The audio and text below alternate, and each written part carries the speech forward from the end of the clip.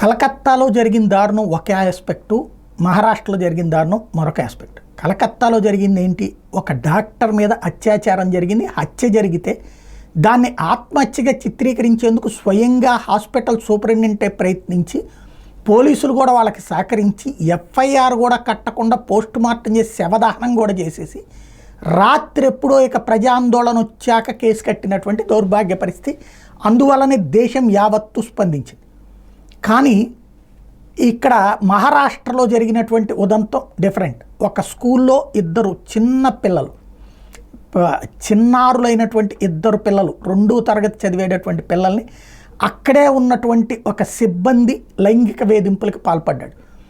ఈ విషయం తల్లిదండ్రులకు తెలియగానే కంప్లైంట్ చేయగానే వాడిని తీసుకెళ్ళి అరెస్ట్ చేశారు, బొక్కలో తోశారు. అయితే ఈలోపుగా అక్కడ రైల్వే స్టేషన్ మీద దాడి, అది ఎందుకు చేశారో అర్థం కావట్లేదు. రైల్వే స్టేషన్కి దానికి ఏంటి సంబంధం అన్నది. స్కూల్ మీద దాడి వరకు నో ప్రాబ్లం, కానీ రైల్వే స్టేషన్ మీద దాడి అన్నటువంటిది సంచలనం సృష్టించింది. 3-4 ఏళ్ల వయసు ఉన్న ఇద్దరు బాలికలు మూత్ర విసర్జనకు వెళ్ళిన సమయంలో టాయిలెట్ను శుభ్రం చేసే వంకతో వాళ్ళిద్దరి దగ్గరికి వెళ్ళినటువంటి ఒక వ్యక్తి, ఆ స్టాఫ్, అక్కడ పనిచేసేటటువంటి స్టాఫ్, మహారాష్ట్రలోని ఠానే జిల్లా బద్లాపూర్ పట్టణంలో ఈ ఘటన చోటు చేసుకుంది.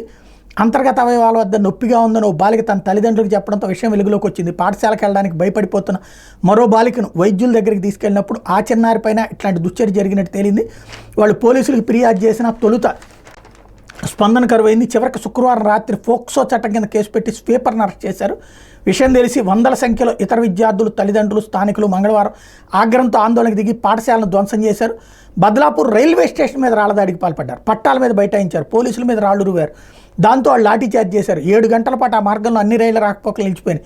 పలు రైళ్లు రద్దయి కొన్నింటికి దారి మళ్లించారు. నిరసనకాలను శాంతింపు చేసేందుకు చేసిన ప్రయత్నాలు ఫలించలేదు. బాధిత బాలికలకు న్యాయం చేయాలని, నిందితుని ఉరి తీయాల్సిందని ఆందోళనకారులు నిర్ణయించారు. ఫిర్యాదులు తీసుకోవడం నిర్లక్ష్యం వహించిన సిఐ సహా 3 పోలీసులను సస్పెండ్ చేశామని మహారాష్ట్ర మంత్రులు ప్రకటించారు. దీని మీద విచారణకి సిట్ ఏర్పాటైంది.